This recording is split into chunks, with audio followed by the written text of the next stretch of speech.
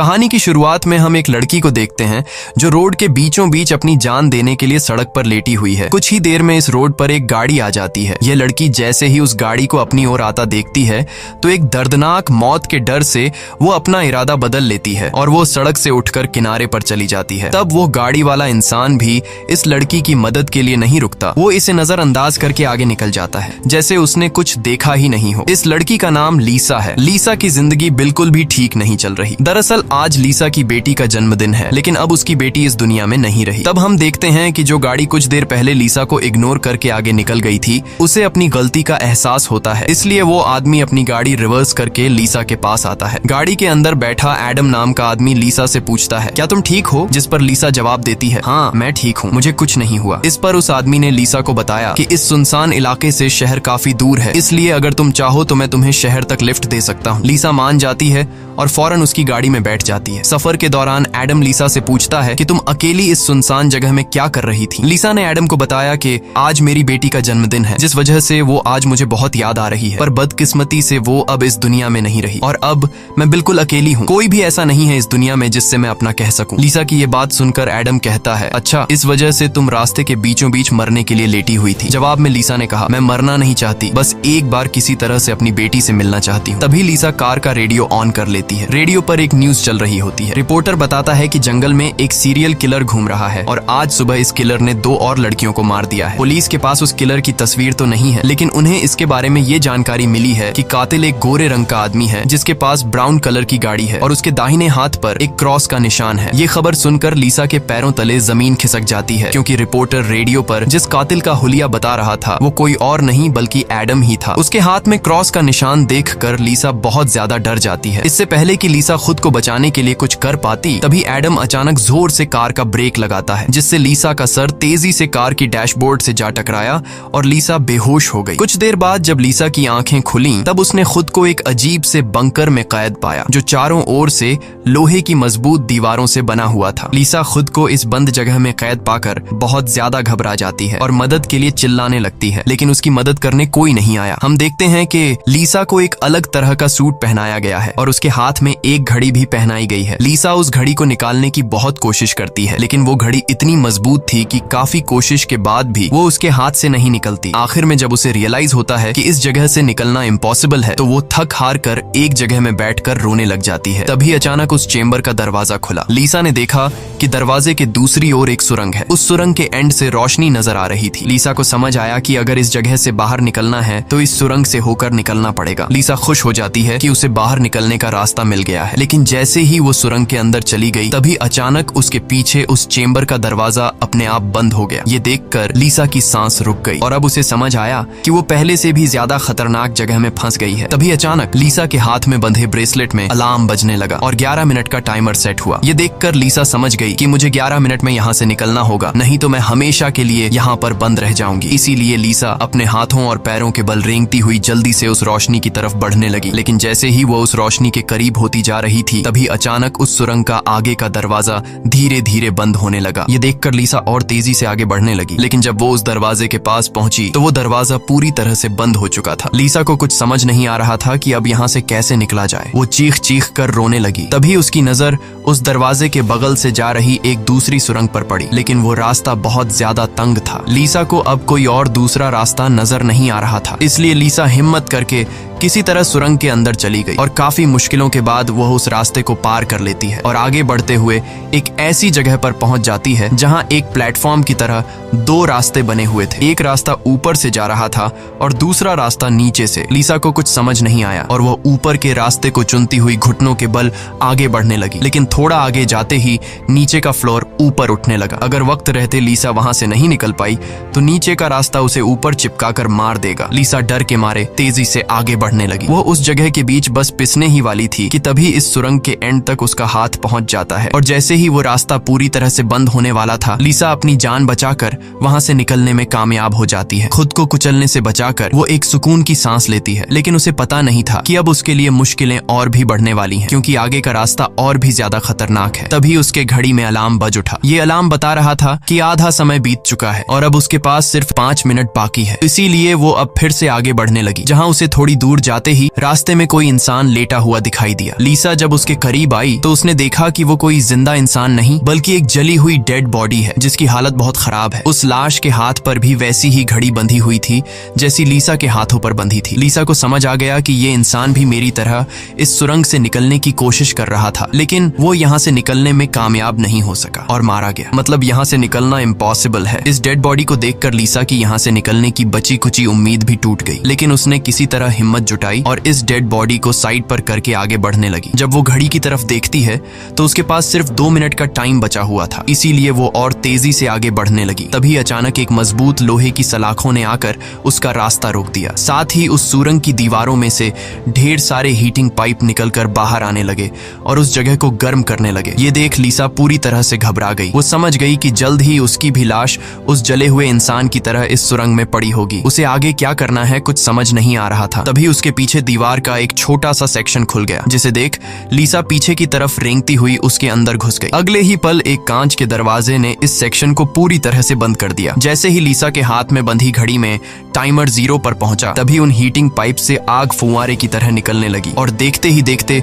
वो पूरी सुरंग आग की लपटों में डूब गई। लीसा जिस सेक्शन में बंद थी वह पूरी तरह से सिक्योर था, जिस वजह से उसकी जान बच गई। कुछ देर बाद वो हीटिंग पाइप्स वापस दीवार में चली गईं। लीसा जिस सेक्शन में बंद थी उस चेंबर का दरवाजा खुल गया। लीसा ने जो कुछ अभी अपनी आंखों के सामने देखा उस वजह से लीसा उस सेक्शन से बाहर नहीं निकलना चाहती थी, पर उस सेक्शन की दीवार लीसा को बाहर धकेल देती है और पहले की तरह अपने आप सुरंग से जुड़ गई। लीसा जैसे ही वहां से बाहर आई तभी उसकी घड़ी में फिर से 11 मिनट का टाइमर सेट हुआ। वह जैसे ही थोड़ा आगे बढ़ी तभी उस सुरंग का ऊपरी हिस्सा नीचे आने लगा और बिल्कुल उसके साथ आकर चिपक गया। बस इतना गैप बचा कि वो रेंगते हुए यहाँ से आगे निकल सके। लीसा अब पूरी तरह से बेबस हो चुकी थी। वो जोर जोर से रोने लगी। जब उसकी नजर घड़ी पर पड़ी तो वहां उसका टाइम खत्म हो रहा था, जिसका मतलब था कि अब से ठीक 11 मिनट बाद फिर से उस सुरंग में आग का सैलाब आएगा और लीसा को राख कर देगा। वो सोचती है कि इतनी बुरी मौत मरने से अच्छा है कि क्यों ना एक बार फिर से वो यहाँ से निकलने की कोशिश करे। इसीलिए वो फिर से हिम्मत करके अपनी जान बचाने के लिए पीठ के बल अपने हाथों के सहारे रेंगते हुए आगे बढ़ने लगी। थोड़ी दूर ऐसे ही रेंगते हुए जाने के बाद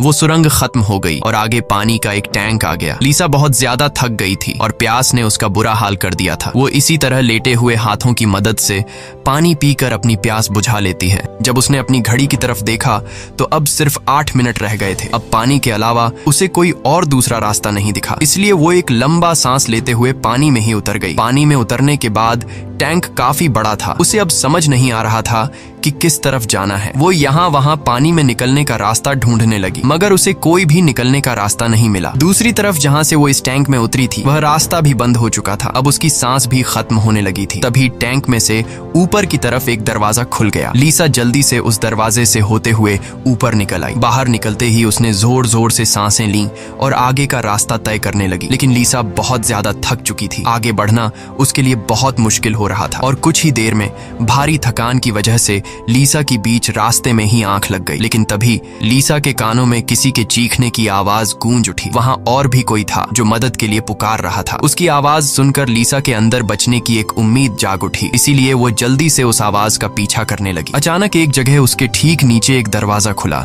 जिसके अंदर उबलता हुआ तेजाब था। लीसा उस तेजाब में गिरने से बाल बाल बची। वो तेजाब इतना खतरनाक था कि एक मजबूत लोहे को भी कुछ सेकंड में पिघला देता। लीसा जल्दी से अपने कपड़े का एक टुकड़ा काटती है और उसे टेस्ट करने के लिए तेजाब में डुबोती है। कपड़ा कुछ ही सेकंड में काली राख में बदल जाता है। ये देखकर वो बहुत ही संभल कर आगे बढ़ती है। वो अपने हाथों और पैरों को उस गड्ढे के किनारों पर रखकर उस जगह को पार करने ही वाली थी कि तभी उसका घुटना तेजाब में लग जाता है, जिससे लीसा दर्द से चीख पड़ी। खुशकिस्मती से उसके सूट की वजह से उसका घुटना गलने से बच गया, लेकिन उसके घुटने पर एक गहरा जख्म बन गया था। अच्छी बात ये थी कि अब वह मदद की आवाज काफी करीब से आ रही थी। लीसा अपना दर्द भूलकर फिर से उस आवाज का पीछा करने लगी और आखिरकार वो एक लोहे की ग्रिड के पास जा पहुंची। उससे कुछ दूरी पर एक और ग्रिड थी जिसके पीछे एक आदमी था। उस आदमी ने भी लीसा की तरह हाथ में घड़ी और सूट पहना था। लीसा उससे कहती है कि देखो मेरी बात सुनो, हम दोनों यहाँ पर फंसे हुए हैं। अगर हम एक दूसरे की मदद करें तो यहाँ से निकल सकते हैं। लेकिन वो आदमी काफी लंबे समय से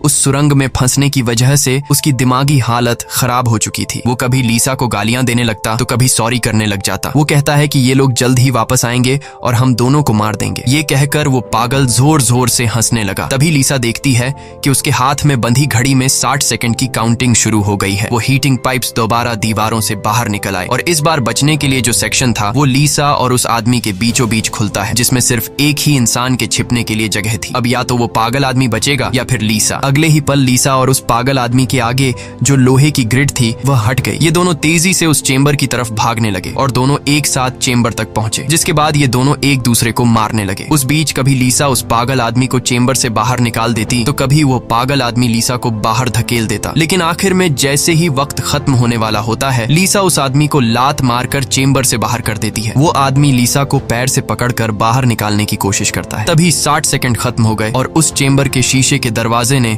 उस आदमी का हाथ काट दिया। दर्द से वो आदमी चिल्ला उठा। तभी लीसा की नजर उस आदमी के हाथ पर पड़ी जिस पर क्रॉस का टैटू बना हुआ था। उस टैटू को देखकर लीसा समझ जाती है कि ये आदमी कोई और नहीं बल्कि उसे कार में बेहोश करने वाला सीरियल किलर एडम है। अब लीसा की सारी कंफ्यूजन दूर हो गई। पहले लीसा को लग रहा था कि एडम ने इसे यहाँ कैद करके रखा है, लेकिन उसकी ये सोच गलत थी क्योंकि एडम बेचारा तो अब खुद मौत के मुंह में था। इतने में ही लीसा की घड़ी पर 11 मिनट का वक्त पूरा हो गया और उन हीटिंग पाइप्स से निकलती तेज आग ने कुछ ही सेकंड्स में एडम को राख में बदल दिया। अपनी आंखों से एडम की इतनी भयानक मौत देखकर लीसा डर के मारे कांपने लगी। कुछ देर बाद सेक्शन के अंदर एक छोटे सुरंग में से एक रोबोट आता है। वह एक बहुत ही भयानक सा स्कल था। ये रोबोट लीसा को कोई नुकसान नहीं पहुंचाता बल्कि उसके तेजाब से जले हुए घुटने को ठीक कर देता है। लीसा ने उससे पूछा कि वो कौन है और उसे यहाँ क्यों लेकर आया है। जवाब में उस रोबोट के मुंह से एक टूल निकलता है और वो टूल लीसा के सूट के साथ कनेक्ट हो जाता है। उस टूल की मदद से लीसा को फ्लैशबैक की सारी बातें याद आने लगती हैं, जब वो कार में एडम के साथ थी और उसे एडम की सच्चाई का पता चलने पर एडम की उसके साथ झड़प हो गई थी। उस दौरान एडम ने लीसा पर चाकू से सीने पर वार किया और कार से बाहर फेंक दिया था। उसी पल लीसा को आसमान से उसकी ओर आती एक सफेद रोशनी दिखाई दी थी, जिसके बाद लीसा वापस प्रेजेंट में आती है। लीसा को अब एक बात समझ आ जाती है कि उन एलियंस ने ही दरिंदे एडम से उसकी जान बचाई थी और उसे यहाँ लाए थे, लेकिन वो उसे यहाँ क्यों लाए थे ये बताए बिना ही वो रोबोट वहां से निकल गया। लीसा ये भी समझ जाती है कि ये लोग जो भी हैं वे उसे मारना नहीं चाहते, बस उसे इस गेम को पार करना होगा, तभी वो यहाँ से निकल पाएगी। लीसा अब आगे का रास्ता तय करने उस चेंबर से बाहर आ गई। एडम का कटा हुआ हाथ भी वहां पर पड़ा हुआ था। उसी समय लीसा को उस कटे हाथ पर टाइमर के नीचे कुछ सिंबल्स दिखाई दिए। लीसा उन सिंबल्स का मतलब समझने की कोशिश कर ही रही थी कि तभी एक घूमता हुआ पंखा उसकी ओर आने लगा। उसे देख लीसा अपनी जान बचाने के लिए पीछे हटने लगी और उससे बाल बाल बचती हुई एक छेद से ऊपर की सुरंग में चली गई। तभी अचानक उसे सुरंग के ऊपर से किसी के चलने की आवाज सुनाई दी। वो आवाज एक जगह पर जाकर रुक गई। उस जगह पर सुरंग का ढक्कन खुला और उसमें से एक भयानक सा क्रीचर उतरा, जो देखने में तो इंसान था लेकिन जानवरों की तरह घुरा रहा था। उसका शरीर पूरी तरह से जल चुका था और उसकी आंखें सफेद पत्थर की तरह चमकदार थीं। तभी लीसा की नजर उसके कटे हुए हाथ की तरफ गई। उसका कटा हुआ हाथ देखकर लीसा समझ गई कि वो कोई और नहीं बल्कि एडम है, जो जलने के बाद एक राक्षस में बदल चुका है। अब वो लीसा को मारना चाहता था। एडम की आंखें जल गई थीं, इस वजह से वह लीसा को देख तो नहीं सकता था पर वो सुन सकता था। लीसा चुपचाप धीरे धीरे आगे बढ़ने लगती है, लेकिन तभी उसकी घड़ी के फर्श पर टकराने से एक हल्की सी आवाज गूंज उठी, जिससे एडम को उसकी भनक लग गई और तेजी से लीसा को मारने के लिए उसके पीछे आने लगा। लीसा उसके हाथ लगने ही वाली थी कि तभी लीसा एक पतली सुरंग से उस पार चली गई। एडम को कुछ नजर न आने की वजह से वह उस जगह को पार नहीं कर पाया। लीसा उस सुरंग से आगे बढ़ती हुई एक ऐसी जगह पर पहुंची जहां उसके पास आगे जाने के लिए 2 रास्ते थे। लीसा को कुछ समझ नहीं आ रहा था कि किस रास्ते को चुनना चाहिए। वह बहुत सोचने के बाद जब उसे कुछ समझ नहीं आता तो वह एक अंदाजे से लेफ्ट वाले सुरंग में घुस जाती है। सुरंग के बाहर एक कमरा था जिसकी चारों ओर कांच की दीवारें थीं। उन दीवारों पर लीसा को उसके पैदा होने से लेकर अपनी बेटी को जन्म देने तक की सारी यादें दिखाई दे रही थीं। वहां लीसा ने यह भी देखा कि किस तरह उसकी लापरवाही की वजह से उसकी बेटी की जान चली गई। लीसा अपनी बेटी को याद करके बहुत रोने लगती है। तभी उसने देखा कि ऊपर छत से एडम फिर से उसके पीछे आ रहा है, लेकिन लीसा उससे अपनी जान छुड़ाकर एक दूसरे सुरंग में पहुंच जाती है, जहां उसने कुछ ऐसा देखा जिससे उसकी खुशी का ठिकाना नहीं रहा। उसने देखा कि उस सुरंग के खत्म होने पर बाहर नीला आसमान चमक रहा है। अपनी आजादी को इतने करीब से देखकर लीसा में दोबारा हिम्मत आ गई, लेकिन उस सुरंग को पार करने के लिए उसे एक कंटीले रास्ते से होकर गुजरना पड़ेगा। अब सिर्फ 60 सेकंड का टाइम बचा हुआ था। अगले ही पल हीटिंग पाइप्स भी दीवार से बाहर निकल आए, जो 60 सेकंड्स खत्म होते ही उस जगह को आग से भरने वाले थे। लीसा बिना टाइम जाया किए इन कांटेदार तारों के नीचे से जाने लगी, जिससे वो कांटेदार तार उसकी बॉडी में घुसकर लीसा की पीठ बुरी तरह से काट देते हैं। लीसा बहुत ज्यादा तकलीफ में होती है और उसके पीठ से बहुत ज्यादा खून निकलने लगता है, लेकिन लीसा खुद की परवाह किए बिना धीरे धीरे आसमान की तरफ बढ़ने लगी। तभी पीछे सुरंग में चेंबर खुला, जिसमें एडम झट से जाकर छिप गया। अब कुछ ही देर में आग का सैलाब आने वाला था। खून से लथपथ लीसा बाहर निकलने की कोशिश में थी, लेकिन बहुत ज्यादा खून बहने की वजह से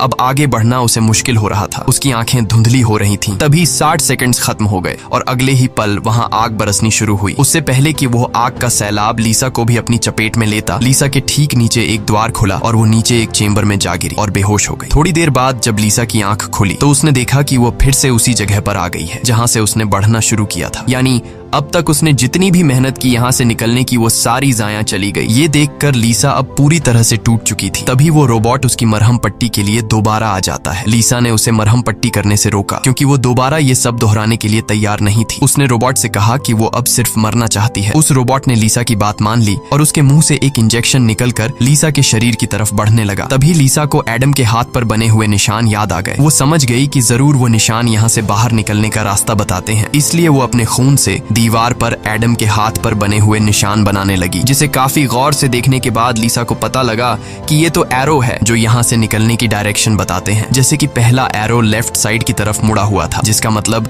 रास्ते में आने वाली पहली 2 सुरंगों में से उसे लेफ्ट साइड वाली सुरंग के अंदर जाना चाहिए। दूसरे नंबर का एरो राइट साइड की ओर मुड़ा हुआ था, यानी पहली सुरंग को पार करने के बाद जब फिर से एक साथ 2 सुरंगें आएंगी तब राइट साइड वाली सुरंग के अंदर जाना चाहिए। उसे लगा कि जरूर मेरे हाथ की घड़ी के नीचे भी इसी तरह के सिंबल्स बने होंगे जो यहाँ से बाहर निकलने की डायरेक्शन बताते हैं। ये समझते ही लीसा ने उस रोबोट से उसके जख्मों को ठीक करने को कहा। जख्मों की मरहम पट्टी होते ही वो एक नई उम्मीद के साथ फिर से इन टनल्स में निकल पड़ी। लीसा पहले भी इन सुरंगों से गुजर चुकी थी, इसलिए वह बड़ी आसानी से उन सुरंगों को पार करते हुए आगे बढ़ने लगी और उस तेजाब से भरे गड्ढे के पास जाकर रुक गई। वहां उसने अपनी घड़ी को तेजाब में जलाकर उसे अपनी कलाई से अलग किया। उसकी कलाई पर भी ठीक वैसे ही सिंबल्स थे जैसे एडम के हाथ पर थे, बस उनमें थोड़ी बहुत चेंजिंग थी। लीसा उस जली हुई घड़ी को अपने हाथों में लिए हुए आगे बढ़ने लगी और उस जगह पर पहुंच गई जहां उसने पहली बार इन 2 टनल्स में से लिफ्ट वाले टनल को चुना था, लेकिन सिंबल्स के मुताबिक सही सुरंग राइट वाली है। वो जल्दी से राइट वाली सुरंग में चली गई, जहां आगे जाकर उसे 2 और सुरंगें मिली जिनमें सही सुरंग लेफ्ट वाली थी। इसी तरह लीसा अपने हाथ पर बने निशान की मदद से हर बार सही रास्ता चुनकर आगे बढ़ रही थी, लेकिन तभी एक बार फिर से एडम उसके पीछे पड़ गया। यहाँ लीसा समझदारी से काम लेते हुए एडम को गुमराह करने के लिए एक सुरंग के अंदर अपनी घड़ी फेंक दी और खुद दूसरी सुरंग में छिपकर बैठ गई। एडम घड़ी की आवाज का पीछा करते करते दूसरी सुरंग में घुस गया। एडम के जाते ही जब लीसा ने अपनी कलाई पर बने सिंबल्स चेक किए तो उसे पता चला कि उसने एडम को जिस सुरंग में भेजा था वही सही सुरंग थी। ये देखकर लीसा बहुत ज्यादा परेशान हो गई। अब लीसा के पास कोई दूसरा रास्ता नहीं था, इसलिए वो धीरे से एडम जिस टनल में था वो भी उस टनल में घुस गई। ये टनल काफी अजीब सा था। ऐसा लग रहा था कि ये टनल जैसे किसी बड़े जानवर का पेट हो। लीसा धीरे धीरे आगे बढ़ने लगी। थोड़ा सा आगे जाकर उसने देखा कि उसकी घड़ी सामने पड़ी हुई है, लेकिन एडम भी वहाँ पर मौजूद है। एडम अब चूंकि देख नहीं सकता था, इसलिए लीसा चुपके से उस घड़ी को उठा लेती है, पर तभी घड़ी में 60 सेकंड्स बचे होने का अलार्म बजने लगा, जिसकी आवाज से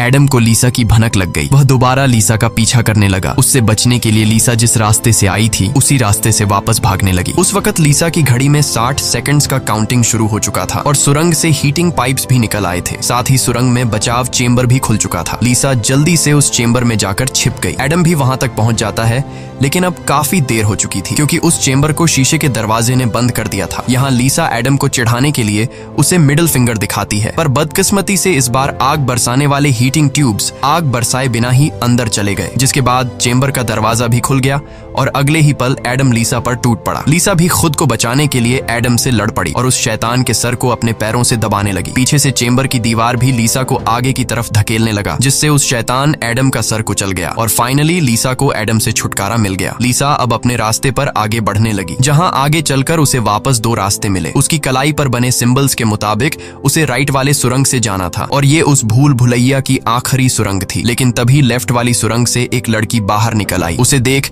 लीसा की आंखें खुली की खुली रह गईं और वो रोने लगी, क्योंकि यह लड़की कोई और नहीं बल्कि उसकी बेटी नीना थी। नीना के मरने के बाद से लीसा ने जीना ही छोड़ दिया था। उसकी बस यही एक ख्वाहिश थी कि वो किसी तरह नीना से मिल पाए और आखिरकार आज उसकी ये ख्वाहिश भी पूरी हो गई। नीना ने अपनी माँ लीसा से कहा कि अब दोबारा मुझे फिर से अकेला मत छोड़ना, जिस पर लीसा ने जवाब दिया, नहीं बेटा, मैं हमेशा तुम्हारे साथ रहूंगी। जिस पर नीना कहती है, तो फिर आओ मेरे साथ लेफ्ट वाले टनल में चलो। लीसा रोते हुए बोली, नीना, मैं तुम्हें फिर से खोना नहीं चाहती, लेकिन सच तो ये है कि तुम पहले ही मर चुकी हो और मेरी मंजिल दूसरी सुरंग में है। इतना कहकर लीसा वहां से जाने लगी। पीछे से नीना उसे पुकारती रही, लेकिन लीसा दिल पर पत्थर रखकर उस सुरंग से बाहर निकली। बाहर आते ही लीसा फूट फूट कर रोने लगती है। उसके बाद लीसा ने बिना समय गंवाए राइट वाली सुरंग में घुस गई, जहां उसे सुरंग के अंत में खुला आसमान दिख रहा था। वो खुश होकर तेजी से आगे बढ़ने लगी, लेकिन तभी उसके रास्ते में 3 लोहे के ब्लेड्स आ गए जो लगातार तेजी से ऊपर नीचे हो रहे थे, जिन्हें पार करने का मतलब था खुद के टुकड़े करवाना। लेकिन लीसा को हर हाल में यहाँ से निकलना था, इसीलिए उसने गौर किया कि उनमें से पहला ब्लेड हर 4 सेकंड्स में एक बार नीचे आ रहा है। लीसा उसके करीब पहुंची और जैसे ही वो ब्लेड ऊपर गया तो 4 सेकंड्स पूरे होने से पहले झट से उस पार चली गई। उसके बाद वो दूसरे ब्लेड के पास पहुंच जाती है। इसी तरह दूसरा ब्लेड हर 3 सेकंड्स में नीचे आ रहा था। लीसा ने हिम्मत दिखाते हुए उसे भी पार कर लिया, लेकिन लास्ट वाला ब्लेड सिर्फ 2 सेकंड्स में नीचे आ रहा था, जिसे पार करना लीसा के लिए बहुत ही मुश्किल था। पर आजादी की चाहत में लीसा ने उसे भी पार तो कर दिया, लेकिन बदकिस्मती से उसका पैर ब्लेड के बीच आकर कट गया। लीसा का दर्द से बुरा हाल हो गया था, लेकिन लीसा अपने पैर की परवाह किए बिना सुरंग के एंड तक पहुंच जाती है, जहां उसे खुला आसमान नजर आ रहा था। लेकिन जैसे ही उसने अपना हाथ सुरंग से बाहर निकालने के लिए आगे बढ़ाया, उसका हाथ सामने लगाए स्क्रीन पर जा लगा, जहां खुले आसमान का वीडियो चल रहा था। ये देखकर लीसा बहुत ज्यादा मायूस हुई। उसने कहा, मैंने वो सब कुछ किया जो मुझे करने को कहा गया था। उसके बाद वो पागलों की तरह हंसने लगी। तभी सुरंग से हीटिंग पाइप्स निकल आए, क्योंकि अब कुछ देर बाद 11 मिनट का टाइम खत्म होने वाला था। लीसा अब सुकून से मौत का इंतजार करने लगी, लेकिन इस बार वो हीटिंग पाइप्स उसे जलाए बिना ही वापस सुरंग में चली गई। तभी अचानक सुरंग का ऊपर का हिस्सा खुल गया और एक तेज रोशनी लीसा पर पड़ी। लीसा का शरीर अपने आप हवा में उठने लगा